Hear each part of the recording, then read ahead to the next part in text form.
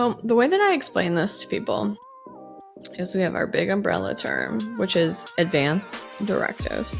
And then underneath that, we have all these different types of documents, and they can include legal, medical, and a combo platter. It was just a little dip of the toe into things that you wouldn't know about unless you're in and around the medical field, or if you've had a family member pass away, you could have either seen this stuff go really well or really horribly, because death can bring out the best and the worst in people. Welcome back, and happy Tuesday, turkeys. How long have we known each other? We've known each other for 2 decades. I'm not apologizing for who I am or what I like or the people that I love. How do I be a wife? How do I be a mom? And how do I be myself and all of that? You didn't see that coming, did you? Good morning. Happy Burr Month. I finally figured out what you meant by that when I saw a post on Instagram. BER, like September, October. Yeah, I get it now. Happy Burr Months, Kathy. Good morning. I'm sure the captions did not capture that correctly, but Halloween for me starts September 1st, not for Kayla. I have my skeleton mermaids and my witch's brew, and I am so ready to go. I will tell you, Kenny went to Home Depot last night, and they have those big skeletons for like half the cost. So I think we're going to go back today and pick it up if it's available. Like the 10-foot daddy? The 12-foot daddy. Oh my God. With the eyes, I think they move. Yeah, I'm very excited. Bro, send me a photo immediately. I want one really badly, but I'm working really diligently on cutting down on the amount of stuff we have in our house, and that just goes wildly against my goal. Well, also, this kind of goes against last week's episode about budgeting, but we've wanted to have this for a while, and so I feel like this is a good investment. It'll bring you so much joy. Also, exactly. You guys would never in 1 million years do it, but there's somebody in my neighborhood that keeps it up year-round and dresses it appropriately for each holiday. There's somebody in Austin that does the same thing. I've realized now. Yeah. It makes my whole heart warm. It's like I have a skeleton. No one knows, because you guys aren't at my house. I have a little skeleton that hangs on the back of my car. I think I've put it on our social media page before. Her name is Jolene, and I dress her up for these seasons, and she's still wearing her little bikini and sunglasses. But, well, I need to get my life together and put on her witch's hat. So fun. You'll have to post that on the social medias. I will. I'm going to have a compilation of all of my Jolene outfits here soon. Well, apropos skeletons, we are talking about Advance Directives this week, which are documents that, well, they're not directly related to death, but it is sort of, you gotta address the skeleton in the room, if you will, that we all have an expiration date. I also love your mug. I'm just looking at it right now. I am so excited. Okay, so I don't know. Well, we're still technically in the entertainment category, and this episode is still for entertainment purposes only, and so we are not making any legal recommendations. However, while this is a serious topic, I may have to throw in some different versions of the word for flagging purposes. Good to know. Yeah. So where normally I would say the real words of science, I don't know if that's going to get us flagged. Anyhow, okay. We're just going to move on and see what happens. So the first thing I wanted to do is just kind of, well, first of all, let me slow down. We've welcomed our Adulting 101 series. Last week we covered budgeting. This week, like I said, we're talking about advanced directives. We're just trying to hit on some things that we probably didn't get told in school that we should maybe know about as women in our 30s. We're not going to be touching hormone health because it's a little bit out of our wheelhouse and we would need to do some research, but that also feels like a topic that I did not learn enough about. Okay. I am squirrely Magoo this morning. So first I'm going to just start off. I did like a Google of the definition because I talk about this fairly regularly in my professional world, and I just wanted to kind of go back to the basics of what does the internet's defined advanced directives as, but so we can all get on the same wavelength. An advanced directive is a written document that puts an individual's wishes or preferences in writing so as to give direction to future decision makers about how they want to have their affairs handled. Does that make sense? It does. And my biggest question is, what's the difference between that and like a will? So the way that I explain this to people is we have our big umbrella term, which is advance directives.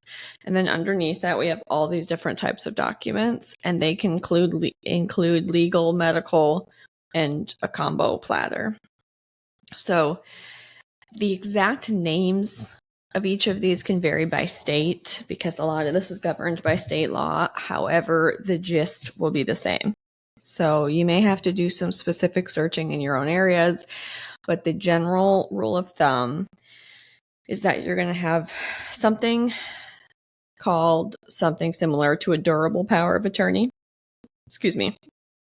And that is naming an individual who can manage, or who you're appointing essentially, to manage your finances and your medical decisions if you're no longer able to do so.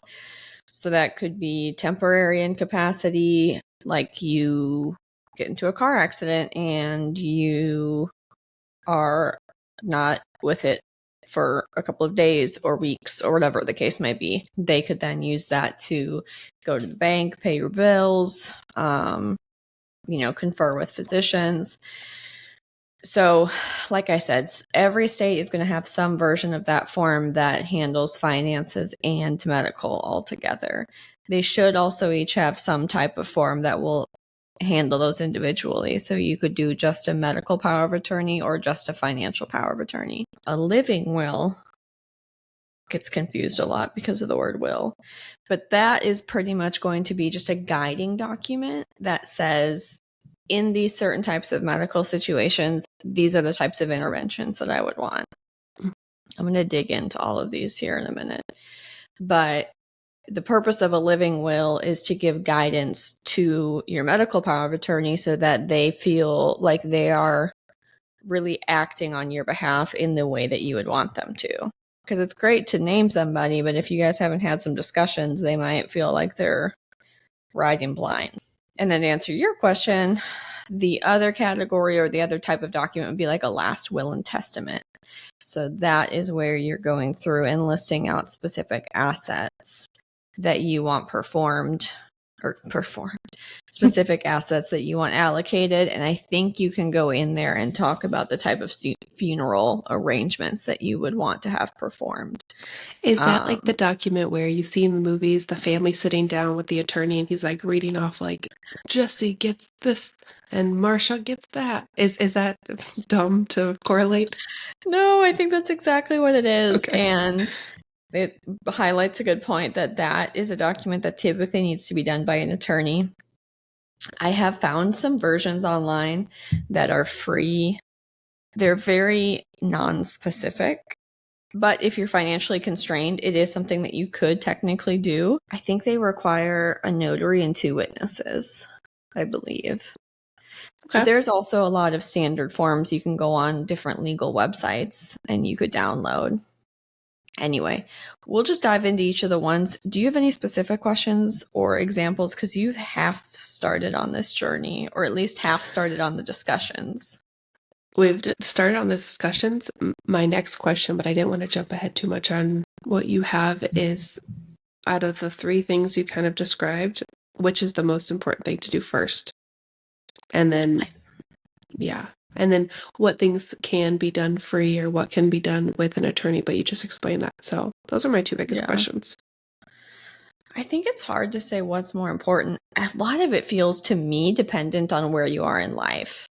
If you're older, if you're an older adult, if you have kids, if you own your home, there's a lot that can be done with a last will and testament and an attorney for asset protection, putting certain assets in a trust. I mean, that's not specific to the last will and testament, but that's a feature of an attorney for estate planning.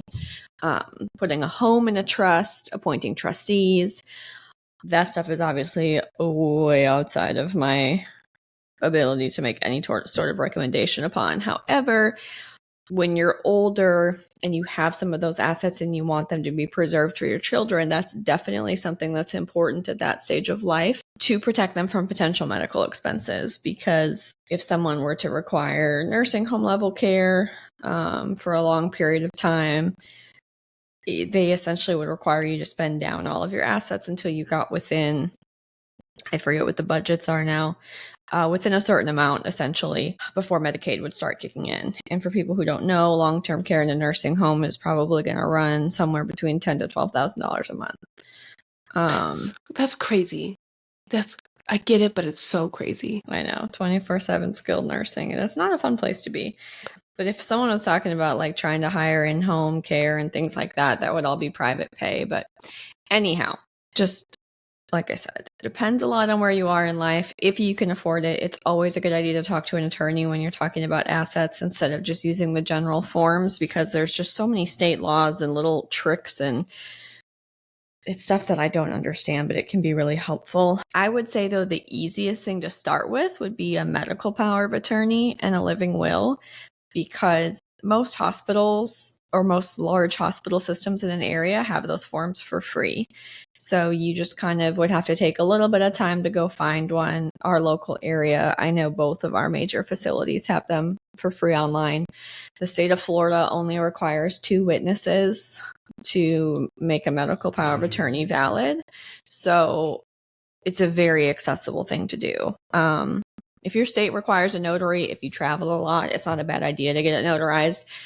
If you're a member of a credit union, and even most banks should have a notary available for you to be able to do that. And a lot of people just have friends that are notaries. So anyway, that's where I would start because it's easy and it's free unless you have to pay a nominal fee for a notary. Did that answer your question? That's perfect. Yeah, that's really good. And some things that you could do. So it's also hard, like if you're not married. If you're married, it's one thing because you kind of have some privileges as far as if you were, if I were to end up in the hospital, they're automatically going to talk to Jason because that's kind of the legal hierarchy if there's nothing else in place.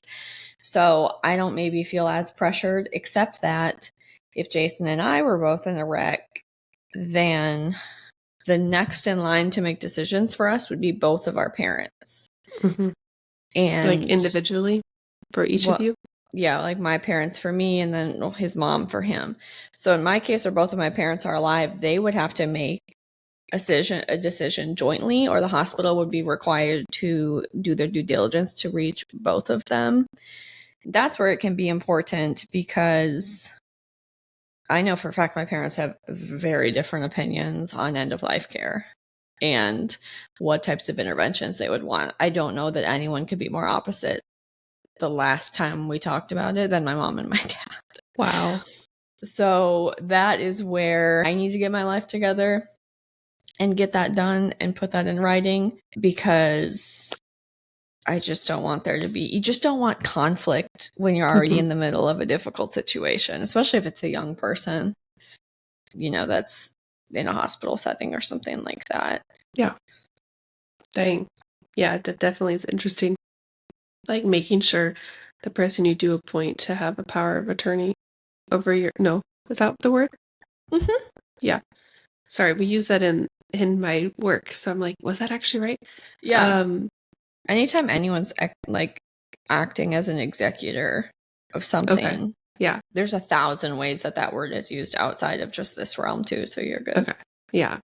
Knowing like who they are and trusting them. But if it's written into your will or your advance directives or whatever it is, I'm still confused on the names, but I am tracking what you're saying. They have to follow it regardless type of thing.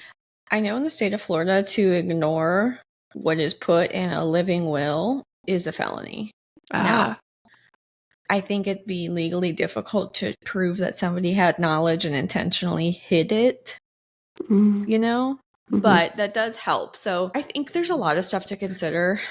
Some states also will call it a healthcare surrogate, a medical decision maker. There's some different language, but you kind of want to think about, is this, first talk to the person, like make sure they actually are comfortable. But yeah, do they have the ability to make difficult decisions? Do they get really frazzled? Are they willing to do it? if you show them what your living will says and this is what I want, are they on board? Because I have been, I've helped people with a lot of these documents. I've heard people be like, I'm not doing that. I'm not telling them to, the classic pull the plug. And, then I've had to say, well, maybe you can be a person that's there and gives input, but maybe you don't need to be the final decision maker if that's too hard for you, or if what I'm asking you to do goes against your religious beliefs. So that's why it's awkward, but it's good to have these conversations. I guess what I can say is that the minimum, if you're married, talk to your spouse.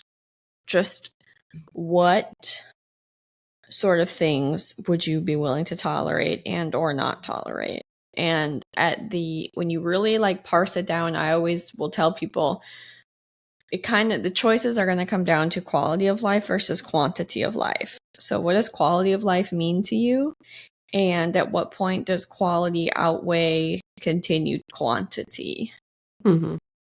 Like for me, being on a ventilator for the rest of my life is not acceptable. Right. Yep. And that's not something I would want. Now it gets touch and go to no one can tell the future, and anyway. But I think I'm probably a baby about pain in some regards. I don't know that I would want to just be in constant pain all the time either. So I'd probably err on the side of no thanks. I don't know. We don't have euthanasia in the state, so that's a whole other discussion that I'm not going to even begin to dip my toe into. God, I didn't even think about that aspect. I have so many soapboxes about that. But that is not why we're here today. Do you have any other questions that are spawned just on that a little bit? When you mentioned getting with a lawyer for the living will and testament. Last will and testament. Last will. Okay, we're getting there. And you mentioned a trust. I love that idea. Do you know if you have to, once you agree to do that, do you have to set that up immediately as while you're sitting with the lawyer, or is that something that can be done that's the plan and then you do it in a month or so? I don't know. I'm just curious because I know trust can be expensive. Yeah. And I don't know, again, I don't know all the ins and outs of this, and I wonder if some of it varies by state. I know my mom and her husband recently just did some of this. They had sort of an initial consultation with the attorney where I think they kind of mapped out, here's generally what we need. Here's the landscape of our families. They've both been previously married, have kids from other marriages. So it's a little less straightforward than people that are maybe in our age bracket, first marriage, no kids, or, young kids. And then he was able to give them, here's what it will likely cost for me to do that. And then they came back at a later time with all of their financial information and really got into the weeds. So I have a feeling that it's kind of a multi-step process.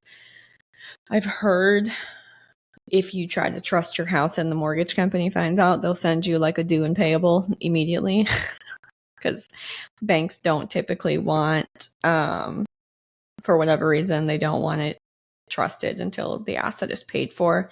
I've seen Instagram videos about loopholes. I would rather talk to an attorney and find out the truth about any of that before I tried to do some Instagram scheme. It's well, that's our plan because I've talked to many people in the industry since I'm in the home industry, and a lot of people do that. We have clients close within a trust all the time, and people do switch to a trust after closing. I don't know exactly what that entails versus the lender versus the trust, whatever, but there's so many benefits to get it in a trust. So that was in the back of my head. I'm like, I definitely want to get our house in a trust. And that's nice that we can kind of have that conversation when we sit down with the attorney. So my last question is, if someone were to, I know these other forms are free and can be found online or via a hospital, but if you were just Googling an attorney to do this, what would you Google? Will set me up a will attorney? What do you Google? How do you find a good one?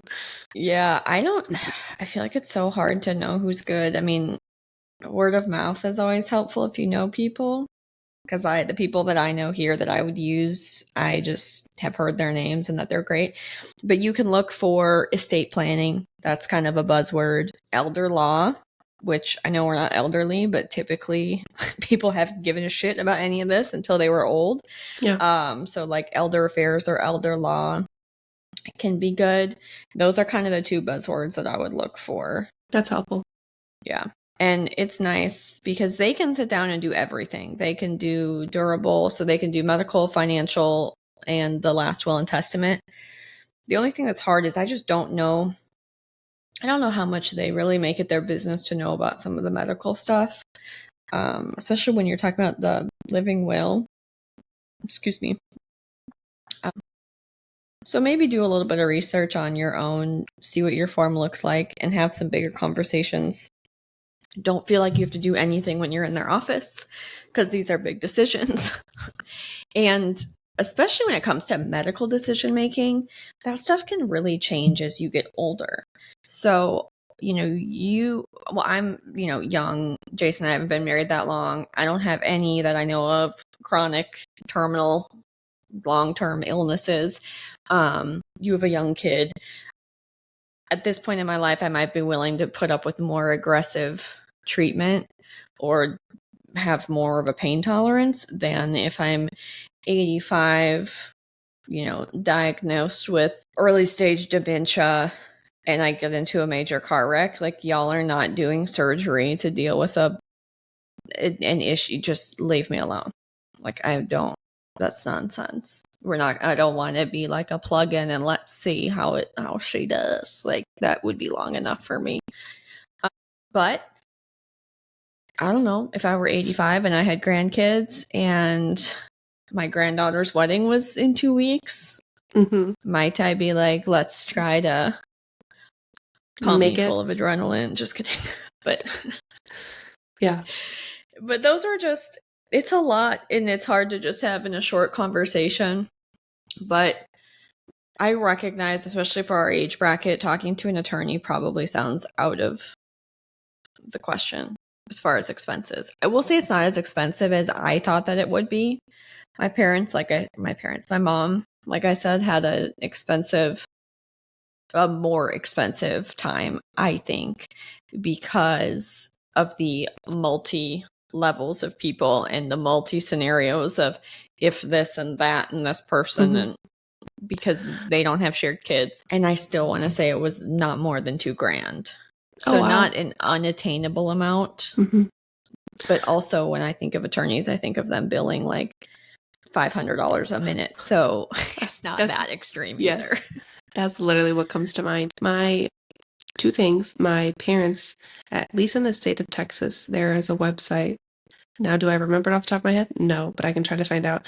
You can sign up for this like yearly type of situation where then you get access to lawyers for a very discounted cost. So it actually balances out to be cheaper than just going straight to an attorney. I think I said lawyer, but I meant attorney.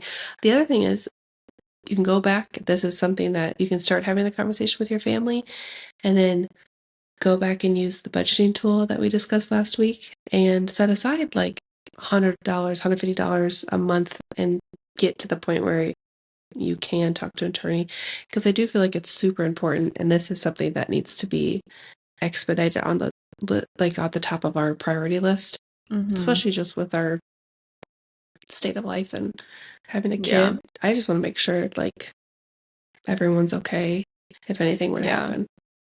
Yeah, it's definitely a good conversation to have if something were to happen to parents. Like, who do they want to be the custodian of the child and things like that. And I'll just kind of point out, especially for people who are like, I'm young, I'm healthy, but especially, like I said, especially if you're not married, but even if you're married, you want to have those primary and secondary people in place, because if you have a parent that you don't get along with, like if you don't have it in writing that you're specifically naming these people, then too bad, the hospital's going to contact them. If your parents are no longer alive and you're not married, I think the next thing that they do is look to siblings. So if you have a bunch of siblings, the last thing anybody wants is to have 4 siblings in an ICU arguing over the, we're going to operate versus we're not going to operate kind of a deal. And even just thinking about, at our age, even just thinking about what would burial arrangements look like for you in an ideal situation? Do you have strong feelings about cremation versus burial? Like, for example, I do not want a viewing. I understand some cultures like them and that's a thing. It is not for me. I don't want anybody to see me like that. Remember me as I lived. Put up a photo slideshow of me. Do not do an open casket. I also want to be cremated. So, I mean, unless you want to leave out my little dirt pile, there's not going to be much to view. But there's also, like if I'm old, I would love to be able to die at home. Some people don't want to die in their home and leave their family with their death room. It just, there's so many different things, and it can be overwhelming. It doesn't need to be. But if you just go on and find some of those forms, like a living will and then the medical power of attorney, that can really help get the conversation started. And like I said, it can change. So you could fill out your medical power of attorney paperwork now, and then you can have some kind of a life event happen or get a new diagnosis and then want to go and fill them out all over again. The last thing I'll say before we wrap up is just I left out one other little tingle in the medical Advance Directive world, which in the state of Florida is called the Do Not Resuscitate Order. That's a physician order, and it is only going to be signed usually per the law, is only going to be signed if a physician would not be surprised if that person were to pass away within the next 12 months. So it's for like end-stage terminal illness patients, and that order is specifically to prevent resuscitation, so CPR, versus your living will. You might say in these scenarios, I do not want you to perform CPR, but it is not going to prevent emergent care. So if it was like you and me and we don't have any terminal illnesses, we wouldn't need to worry about a do not resuscitate. But if you're older or you have a serious illness or disease that could end your life in the near future and you don't want to be resuscitated, then that is when you go and get that form. Yeah. Okay. Yeah. That makes sense. And your living will can help your family know when to ask for that form. Gotcha.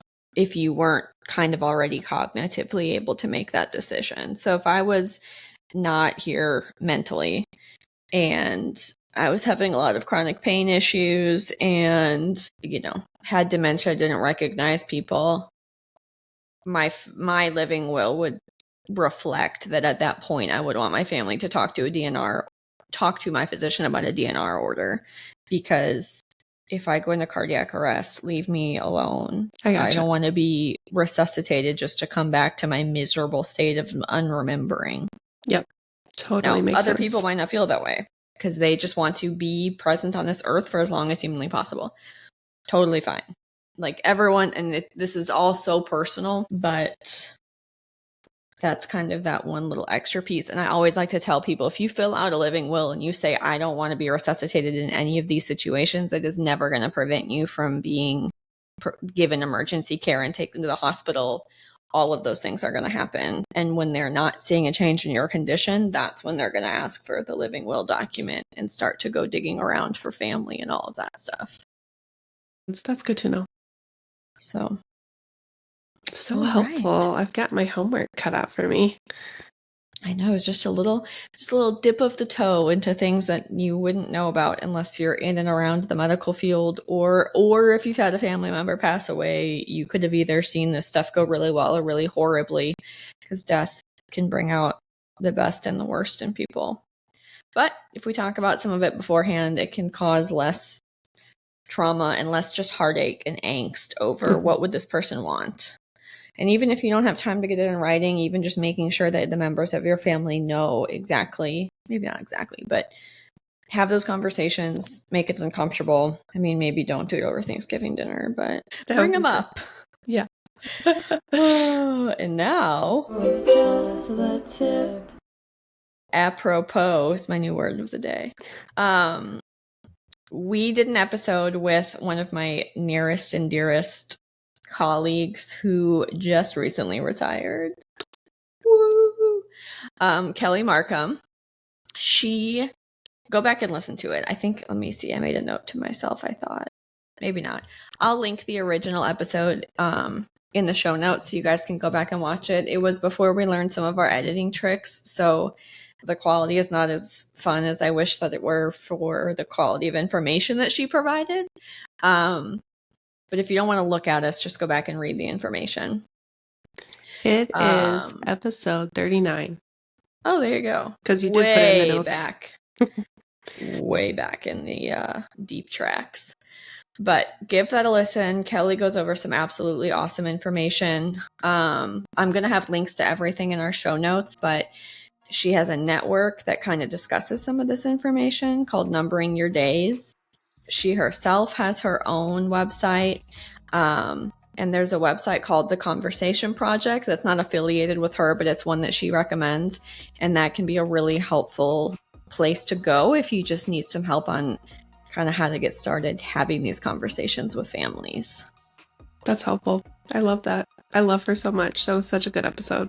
I know. She just is the best kind of person. I don't know how someone works in like a human services field and remains that kind.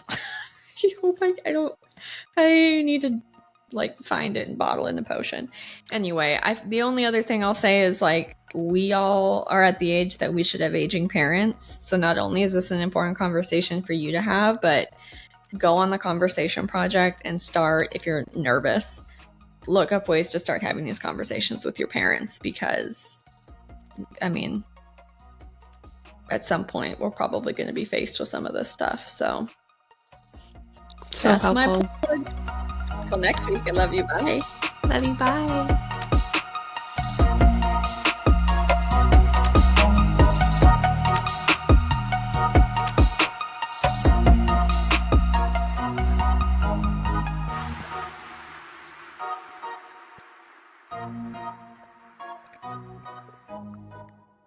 Gotta stay hydrated, man. We got 4 liquids over here.